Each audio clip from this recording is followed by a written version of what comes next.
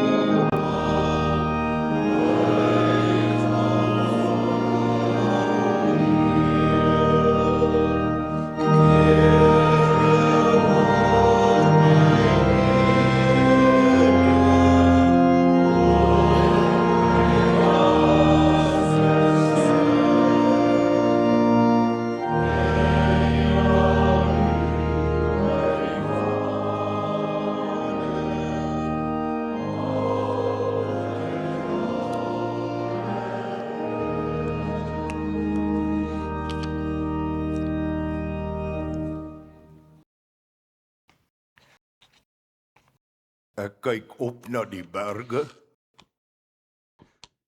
Waar sal daar vir my hulp vandaan kom? My hulp kom van die God wat hemel en aarde geskape het en wat trou bly tot in ewigheid. Broeders en susters, genade en vrede word u ryklik geskenk van God ons Vader, deur Jesus Christus ons Here, en dit word vermenigvuldig deur die kragvolle werking van die Heilige Gees. Amen. God het ons met sy seun gegroet. Laat ons met blydskap daarop antwoord met die sing van Psalm 100, vers 1, 2, 3 en 4 uit die Toosiusbereiming.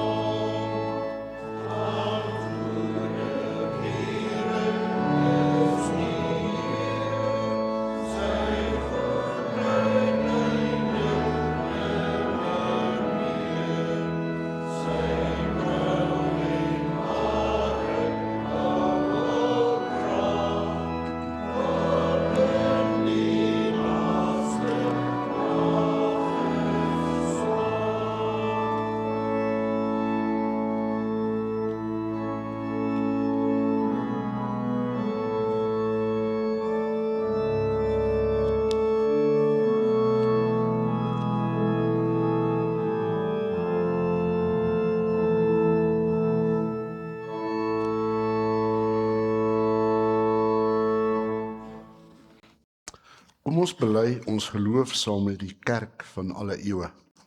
Ons glo in een God, die almagtige Vader, die skepper van die hemel en die aarde, en van alle sienlike en onsienlike dinge.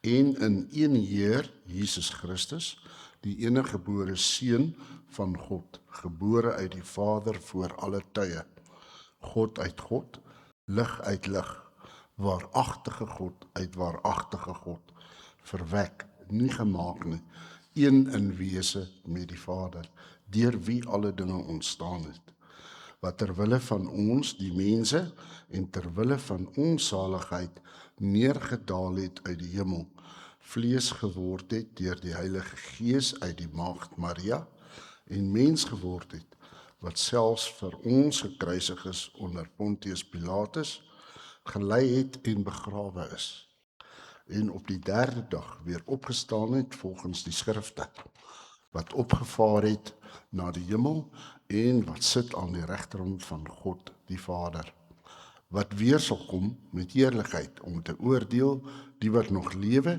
en die wat reeds gesterf het, wie se koningsheerskappy geen einde sal hê nie.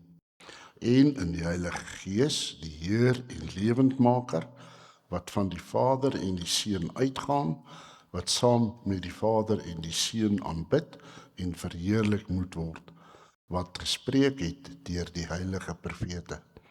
Ons glo in een heilige, algemene kerk, gegrond op die leer van die apostels. Ons bely een doop tot vergifnis van sondes. Ons verwag die opstanding van die ontslapenes en die lewe van die toekomstige eeu. Amen. Kom ons sing gesang 449 vers 4, waarna u weer kan sit.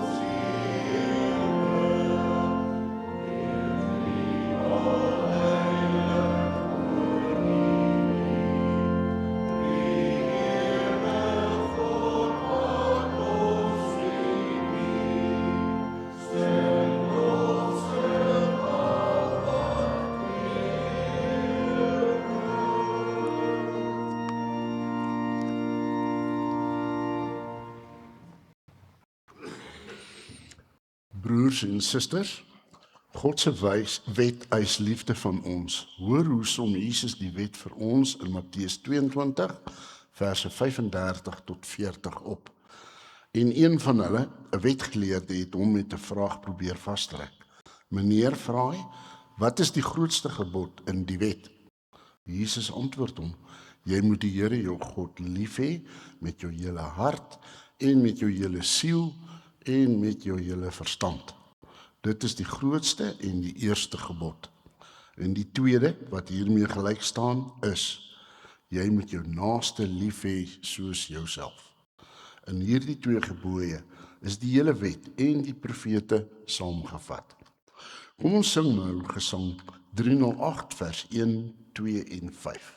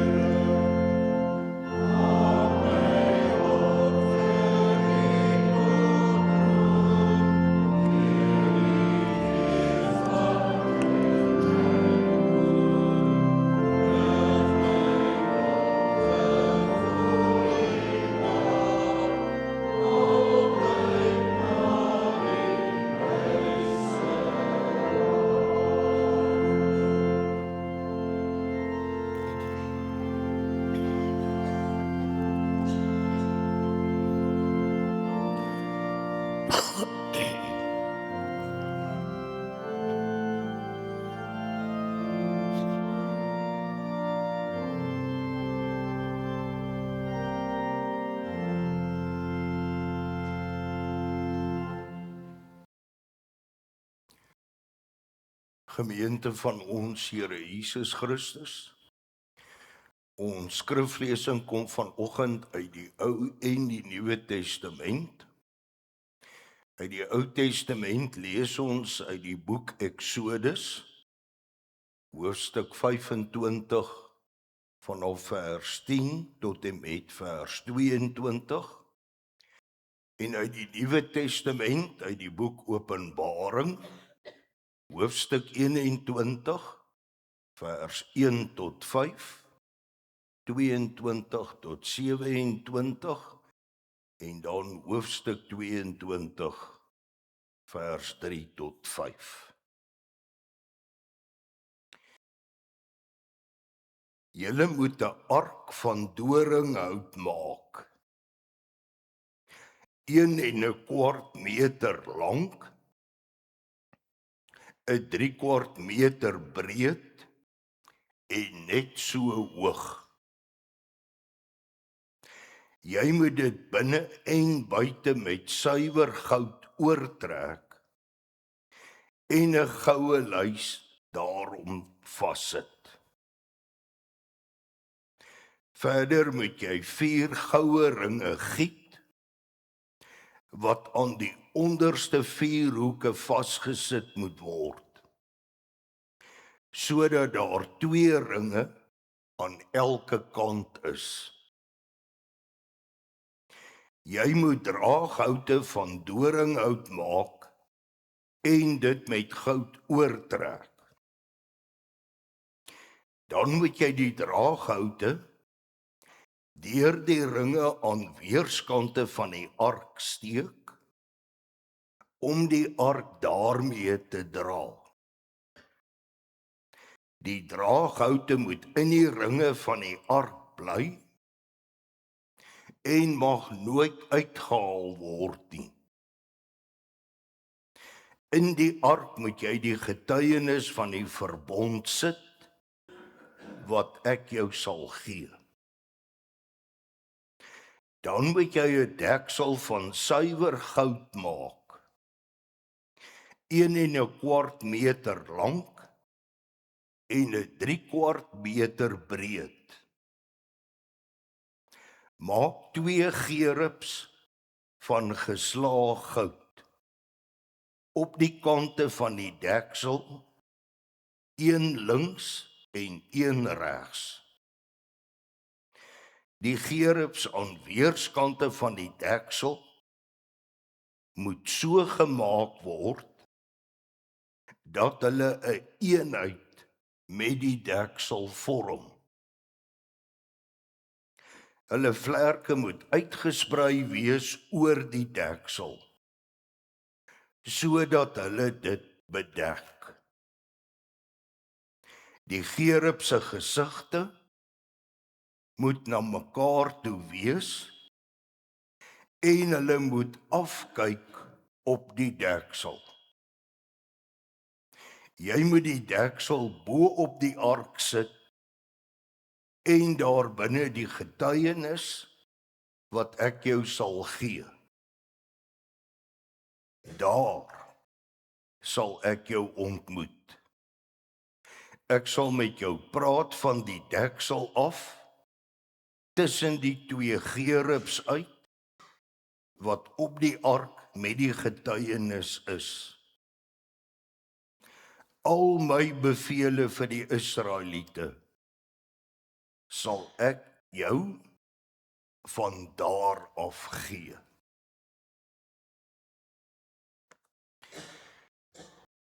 Toe het ek 'n nuwe hemel en 'n nuwe aarde gesien. Die eerste hemel en die eerste aarde het verdwyn en die see het nie meer bestaan nie. Ek het die heilige stad, die nuwe Jerusalem, van God af uit die hemel uit sien afkom. Die stad was gereed soos 'n bruid wat vir haar man versier is. Toe het ek 'n harde stem van die troon af hoor sê: Kyk, die woonplek van God is nou by die mense. Hy sal by hulle bly. Hulle sal sy volke wees. En God self sal by hulle wees as hulle God. Hy sal al die trane van hulle oë afdroog. Die dood sal daar nie meer wees nie. Ook leed, smart en pyn sal daar nie meer wees nie. Die dinge van vroeër het verbygegaan. Toe sê hy wat op die troon sit, kyk, ek maak alles nuut. En daarna sê hy, skryf hierdie woorde op, want hulle is betroubaar en waar. 'n Tempel het ek nie in die stad gesien nie, want sy tempel is die Here God, die Almagtige en die Lam. Die stad het nie die son en die maan nodig om hom te verlig nie, want die heerlikheid van God het hom verlig, en die Lam is sy lamp. Die nasie sal in die stad se lig lewe, en die konings van die aarde verleen luister daaraan. Die poorte daarvan word gedurende die hele dag nooit toegesluit nie. Daar sal nie meer nag wees nie. Die mense sal die luister en die rykdom van die nasies daarheen bring. Niks onreins en niemand wat iets losbandigs en vals doen, sal ooit daarin kom nie. Maar net die, wie se name in die boek van die lewe, die boek van die Lam, geskrywe staan. Daar sal niks meer wees wat deur God vervloek is nie. Die troon van God en van die Lam sal in die stad wees, en sy dienaars sal hom dien. Hulle sal hom sien, en sy naam sal op hulle voorkoppe wees. Daar sal nie meer nag wees nie. Die mense het nie die lig van 'n lamp en die lig van die son nodig nie, omdat die Here God hulle sal verlig, en hulle sal tot in alle ewigheid regeer. Tot sover ons skriflesing. En gelukkig is elke mens wat die woord van die Here hoor en dit ook in sy of haar hart bewaar. Broeders en susters, kom dat ons saam bid.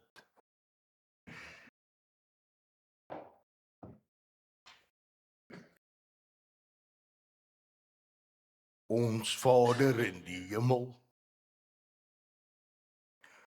ontdaan van alles, staan ons elkeen voor u troon. Niks vanuit onsself maak ons besonders nie. Daar is ook niks wat ons met ons kan saambring, wat enigsins u teenoor ons goedgesind kan maak, of kan gee, dat u ons graag sou wou ontvang nie. teenoor U alle heerlikheid, is ons en die ganse skepping asof ons nie bestaan nie. Ons gebrokenheid loop ons eintlik vooruit en dit kla ons by U aan. Wie kan voor U staande bly? En watter mens kan op U heilige berg klim? Here ons God, met versigtigheid kyk ons op na die kruis op Golgotha. Met versigtigheid kyk ons op na die oop graf van U seun. En ons pleit by U saggies, dat U tog ook na U seun se stikkende hande en voete sal kyk. En dat U vandag tog maar weer sal besluit dat dit die volmaakte offer is. Besluit tog vandag maar weer om U oor en gesig na ons te draai. As ons by U pleit, om ons om Christus ontwil, tog maar in U teenwoordigheid te ontvang. Ons dank U, dat U trou en liefde nie soos ons gebrekkige trou en liefde is nie. Ons dank U, dat U besluit het om die werk van U hande nie te laat vaar nie. En alleen op grond van U trou en liefde staan ons voor U en pleit dat U ons sonde tog sal vergewe. Laat U Gees ons hart en hande in sy hande neem en ons omvorm tot U getroue diensknegte. Laat ons tog alles afgooi wat ons pad tussen ons en U versper. En laat die evangelie van U seun alleen ons lewens nuut maak. Here ons God, alleen so kan ons in hierdie wêreld opstaan, wat ook ons elkeen se lewensomstandighede is. Kan ons opstaan en ons lewensreis in rus en vrede voortsit. Hoor tog ons gebed, troue en liefdevolle Heer. Amen.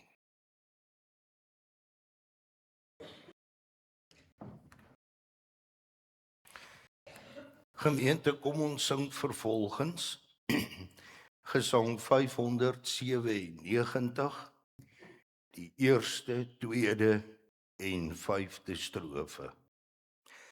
En die lam is hulle verkwikking, sodat in Gods heil verbly en met trane afgevee, hulle aan hom die eer kan gee.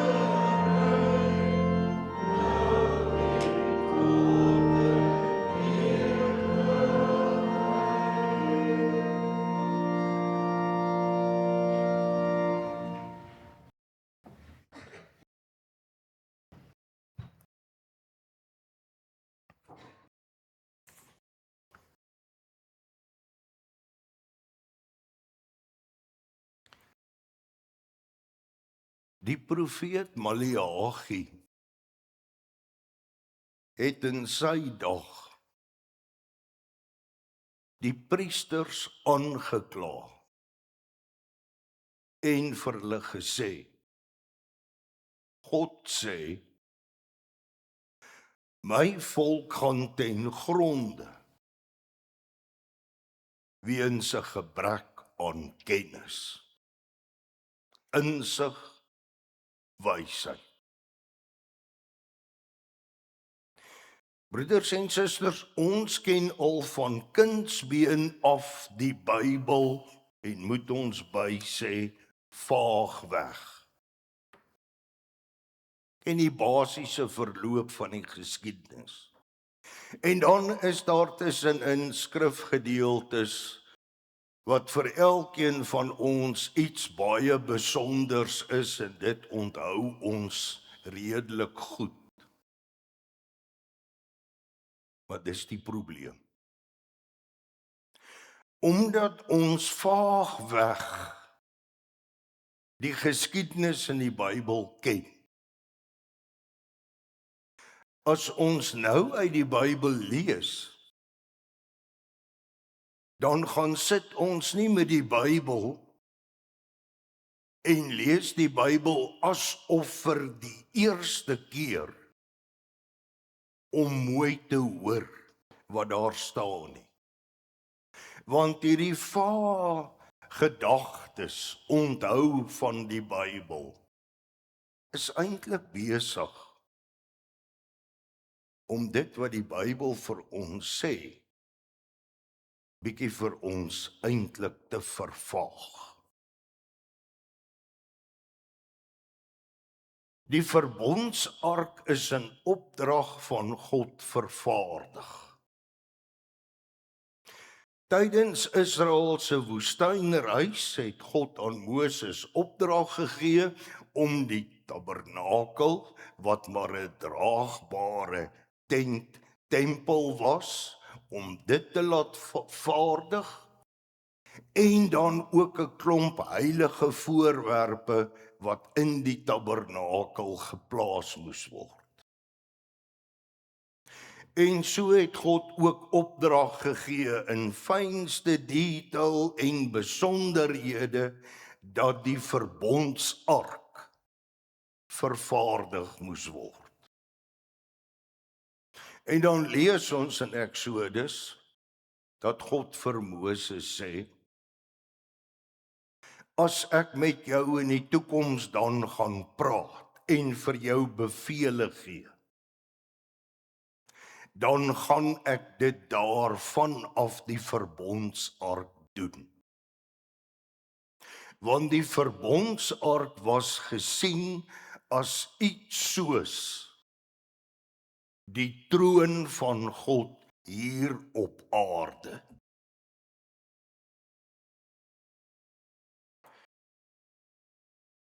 Dis vandag omtrent 3000 jaar later en hierdie verbondsark het soek geraak.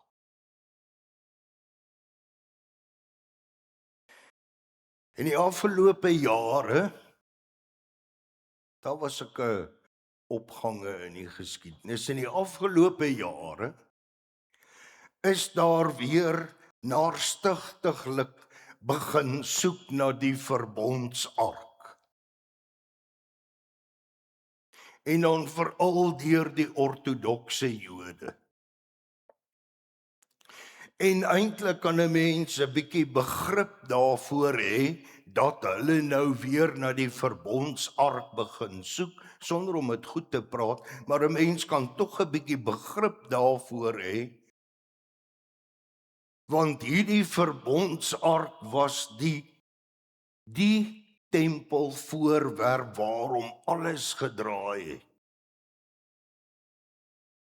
Ons dink byvoorbeeld aan die geskiedenis, toe Israel teen die Filistyne geveg het, so net voor die tyd van Samuel. en hulle sien dat hulle hierdie oorlog gaan verloor, was hulle so desperaat dat hulle gesê het, kry die verbondsark. Dis mos God se troon, God se teenwoordigheid. Bring dit saam in die geveg. Dan sal ons die Filistyne wen. Ons onthou die geskiedenis wat gebeur het. Maar ons onthou ook die geskiedenis wat met die Filistyne gebeur het, wat die verbondsark buitgemaak het. Die teenwoordigheid van die verbondsark het hulle soveel elende berokken, dat hulle naderhand besluit het, stuur die voorwerp net terug, dat hy net wegkom uit ons midde. Maar goed, nou word daar gesoek na hierdie verbondsark. En nou is daar ook allerhande teorieë oor waar die verbondsark sou wees en wat van hom geword het. Nou iets wat die hoop 'n bietjie brandend hou dat die verbondsark tog gevind gaan word, is vir die feit dat toe die Babiloniërs onder koning Nebukadneser die volk in ballingskap weggevoer word, is daar nêrens iets oor die verbondsark gesê nie. Maar met die terugkeer van Israel, soos ons lees in die boeke Esra,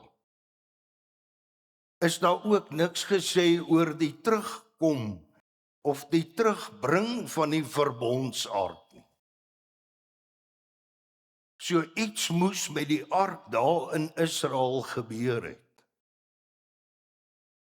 En nou is daar allerhande teorieë, ons kyk maar net na 'n paar.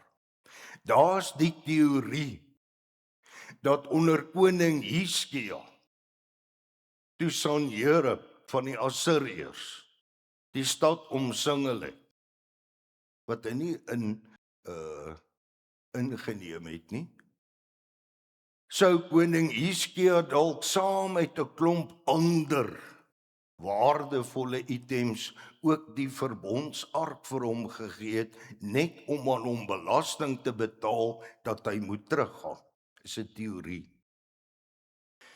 En so is daar ook 'n teorie dat daar moontlik 'n groep getroue priesters was, wat toe koning Manasse 'n afgodsbeeld in die tempel laat oprig het in 2 Konings, dat die getroue priesters dalk toe die verbondsark gevat het en dit gaan wegsteek het.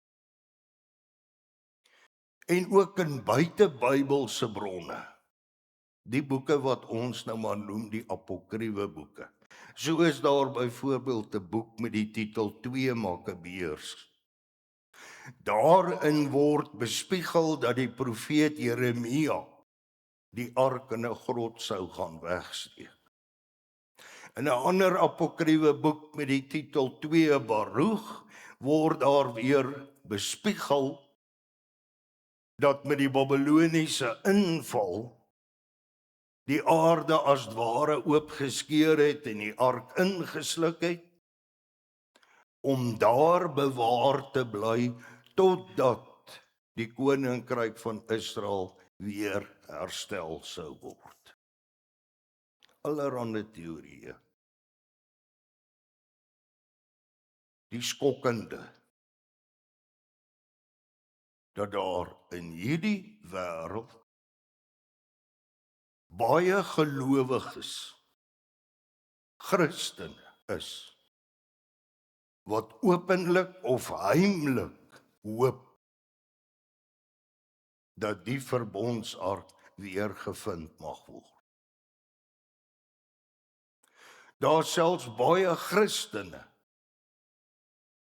wat na Israel toe gaan en gaan opgrawings doen met die hoop om die verbondsark te vind. Broeders en susters, waarmee is gelowiges, Christene, besig as hulle die verbondsark soek. Waarmee is hulle besig? Hulle hoor die va-teorieë by die Jode. En allerlei teorieë wat ook gebaseer word op die Ou Testament. En dis waar hierdie vaagheid van onthou wat in die Bybel staan, die probleem is. Maar waarmee is 'n gelowige besig? Luister baie mooi, wat sê die profeet Jeremia oor die verbondsark? Hy sê vir die volk in hoofstuk 3, as julle nou terugkom van Babilonie af, en julle begin nou weer 'n groot en sterk volk word, as julle vermenigvuldig en vrugbaar word, dan verklaar die Here, die volk sal nie meer uitroep, die verbondsark van die Here nie.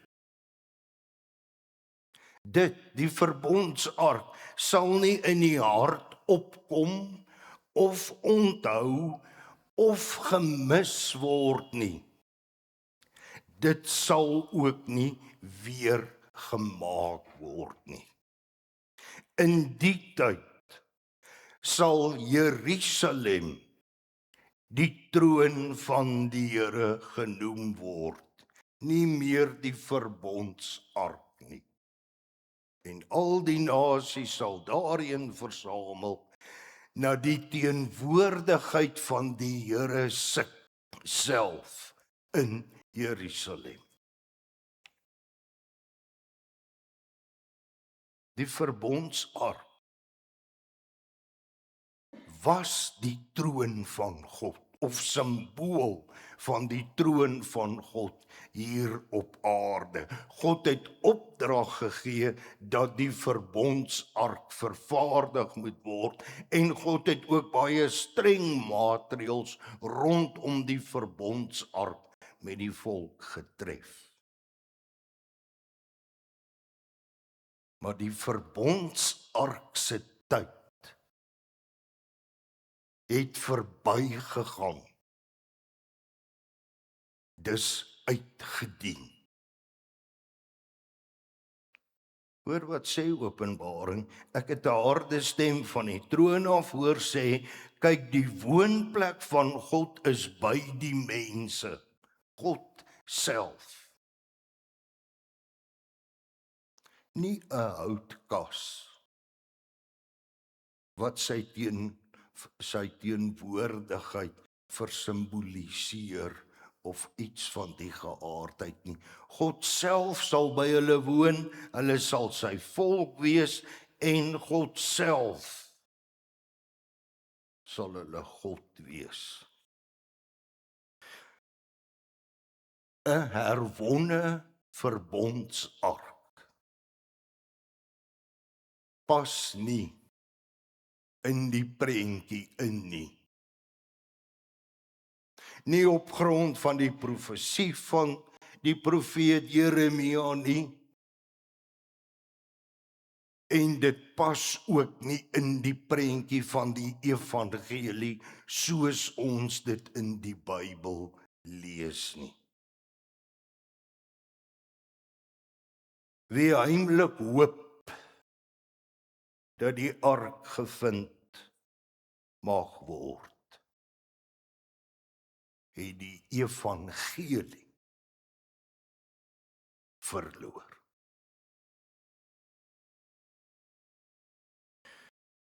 Wie is ons gelowiges, Christene? Ons bely Sondag vir Sondag dat ons die kerk van die Here is. Ja, belydenis wat ons baie versigtig moet bely, want daar word gesê dis die heilige kerk van God. En waar kom hierdie heilige kerk van God vandaan? dan verduidelik die Heidelbergse Katekisme baie mooi vir ons. Ons bely dat die Seun van God uit die hele menslike geslag vir hom 'n gemeente wat tot die ewige lewe uitverkies is, vergader, beskerm en onderhou. Dat gelowiges almal saam en elkeen afsonderlik met Christus gemeenskap en aan al sy skatte en gawes deel het.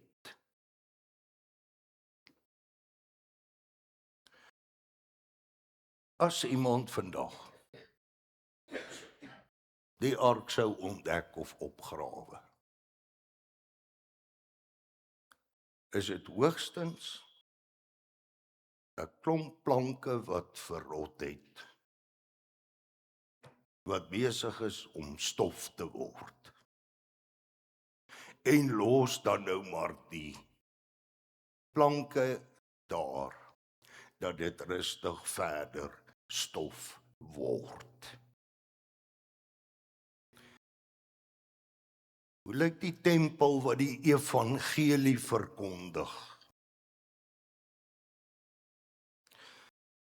Jesus Christus sê in die Johannes Evangelie, breek hierdie tempel af en alles wat daarin is. En in 3 dae sal ek dit oprig. En aanstaan daar. Hy het na homself verwys. En dan lees ons in die Matteus Evangelie. Toe Jesus Christus aan die kruis sterf, wat gebeur in die tempel?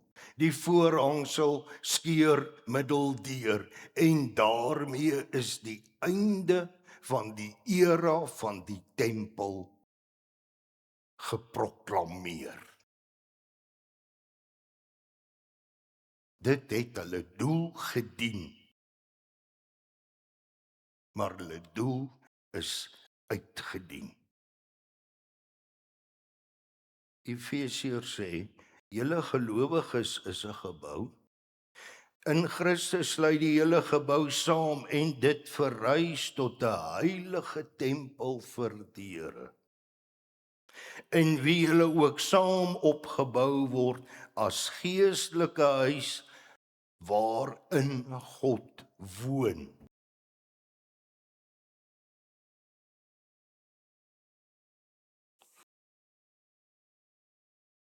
Die vroeë kerk het die belydenis van die een heilige algemene Christelike kerk so verstaan, soos wat ons ook uit die Heidelbergse Katekisme hoor, dat daar skatte in hierdie tempel is. En die skatte van hierdie tempel is die evangelie en die sakramente. Om dit anders te stel. Die evangelie en die sakramente is die heilige voorwerp van hierdie tempel, die kerk, ons. En eendag, wanneer die Here Jesus Christus weer kom, dan gaan ook hierdie heilige voorwerpe se tyd uitgedien wees. Daar gaan nie 'n Bybel in die nuwe hemel en aarde wees nie. En daar gaan ook nie meer sakramente in die nuwe hemel en aarde wees nie. Want dan is God self ons tempel. Broeders en susters, op 'n baie subtiele manier kry die wêreld dit reg om ons oog van Jesus Christus af te trek. Ons moet tog vashou aan die skatte wat ons het. Die evangelie en die sakramente.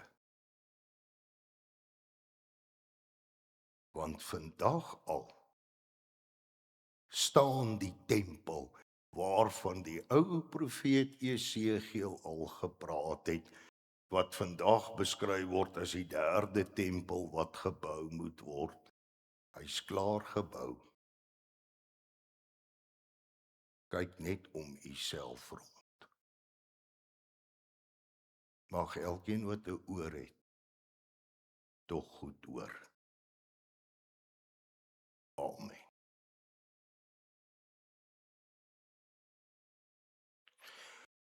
Ons sing ten slotte 2 gesange. Die eerste is gesang 478, die eerste en die tweede strofe, en dan gesang 601, die derde en vierde strofe.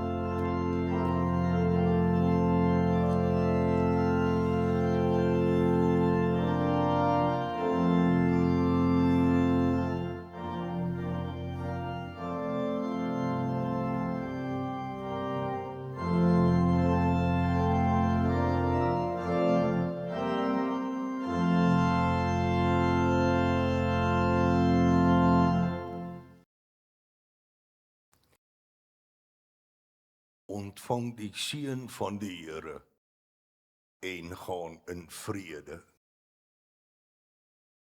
Die liefde van God ons Vader, die genade in Jesus Christus ons Here,